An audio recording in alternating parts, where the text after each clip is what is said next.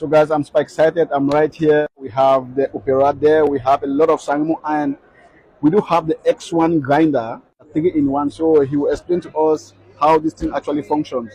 This is a 3-in-1 grinder. Okay. Plus, you can use this area for your single dose.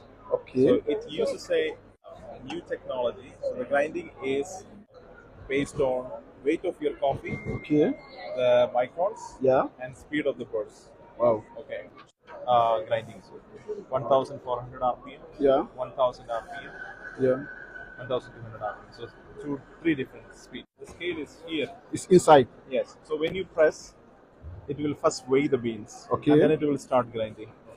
Wow. So this grinder can work like how much? Um, about 30,000.